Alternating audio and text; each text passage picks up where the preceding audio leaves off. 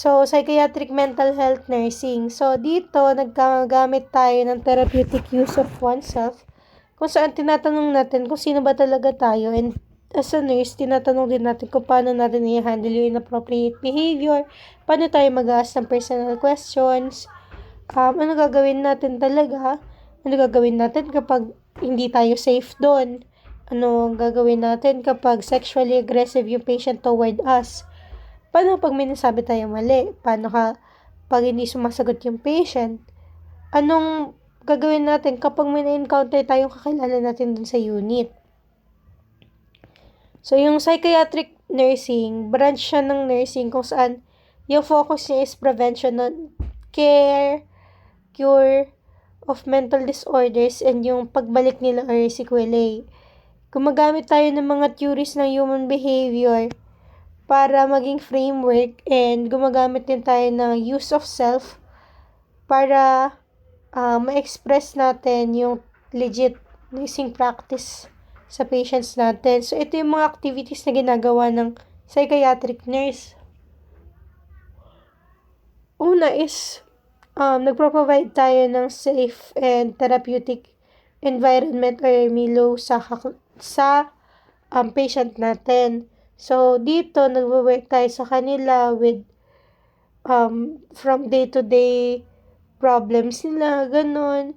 And, nagfo-focus din tayo sa pag-identify na physical agents na pwedeng nagkukos na problems nila. Pati yung mga drug therapy reactions, sa atin din yun.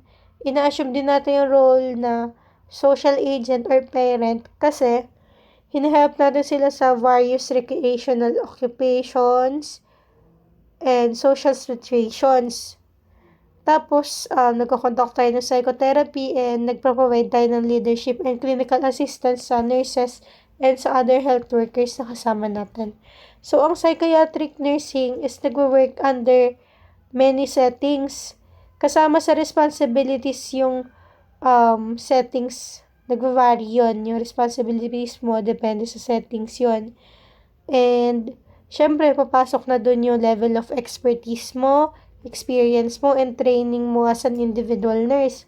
Ang psychiatric nursing, itinatawag ding mental health nursing. Ang evolution of mental health psychiatric nursing practice. So, early days daw ng mental health, nung ancient times, yung mga mentally ill, iniisip nila na related yon spiritually. Niniwala sila na yung mga mentally ill is possessed or sinasapian, and yung mga mentally ill is pinaparusahan daw ni God. Yung treatments nila before is binubutasan yung ulo and lalabas na yung spirit doon. And meron din silang mga spiritual rituals. So, ito yung sample. So, kay Hippocrates noong 460 BC hanggang 365 BC, pinopose niya na yung mental illness daw is physical, hindi spiritual. Pinopose niya na dahil daw yun sa imbalance of bodily fluids. Ang treatments doon is pinapalabas lang yung bodily fluids. Yung during the Middle Ages, yung mga mentally ill people, kadalasan kinukulong sila or di kaya palaboy lang sila sa streets and nagbebeg sila for food. And para sa more humane treatment, nagdedepend sila sa charity or religious group na nagmimigay ng alms or food and other donations para sa mga nangangailangan or mahirap. And mga layas or mga layas.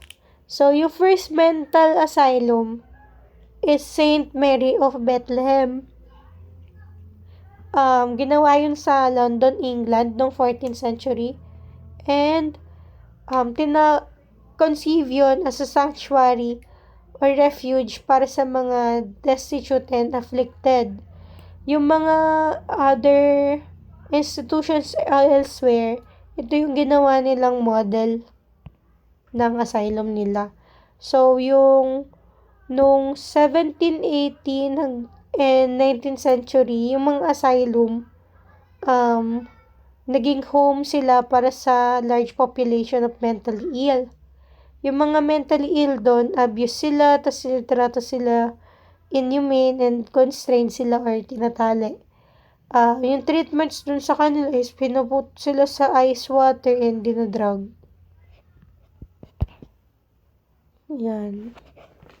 So, si Philip Pinel or Philip Pinel noong 1745 hanggang 1826, gumamit siya ng humanitarian movement kasi nga nakita niya yung abuse sa mga mentally ill. Pinupose niya na itrato sila kindly, nang walang abuse or walang neglect. Si Dorothea Dix, 1802 to 1887, mental hygiene movement naman yung ginawa niya. Na-observe niya kasi daw yung conditions ng asylum and prisons. And, lumaban siya para ma-change yung conditions kung saan nakatira yung mga mentally ill. So, nung 20th century, si Clifford Beals, in-institutionalize niya na yung mga hospital and kung nag-write ata siya ng book na A Mind That Fund Itself, Connecticut Society for Mental Hygiene. Di ko sure kung book yan or lugar. So, yung treatments is during nung 20th century, meron silang psychoanalysis, shock therapy, brain surgery, o tinatawag nating lobotomies, and drugs. Yung mga institution is close sila, and yung mga mentally ill is napunta sila sa mga community program, naging palaboy sila or homeless, and yung iba is napunta sa prison. Noong 1990, tinawag yun na Decade of Brain. Kasi, dineclare ng US Congress na yun nga yung Decade of Brain.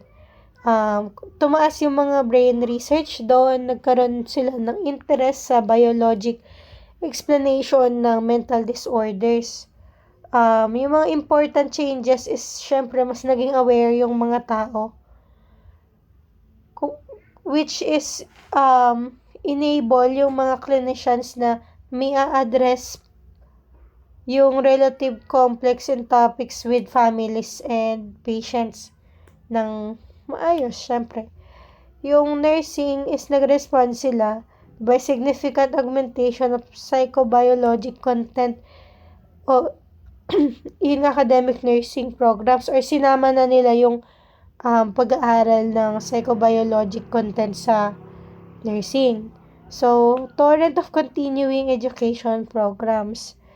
Yung first psychiatric nursing textbook is Nursing Mental Diseases.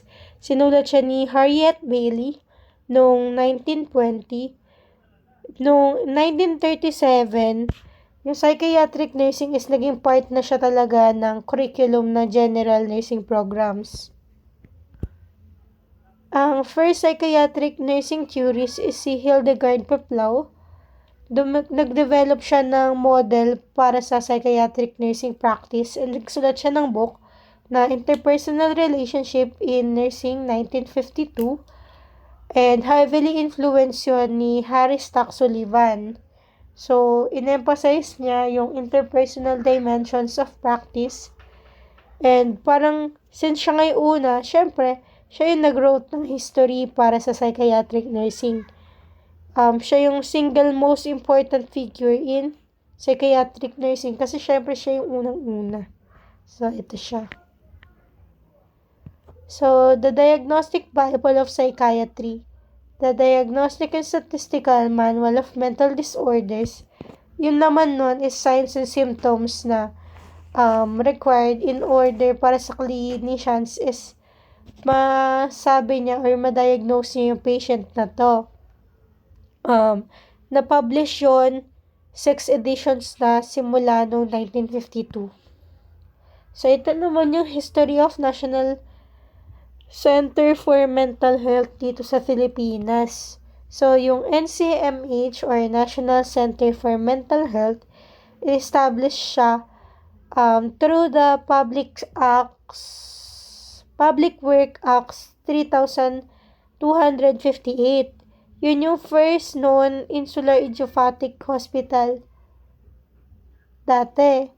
And situated siya sa hilly piece of land in Barrio Maway, Mandaluyong, Rizal.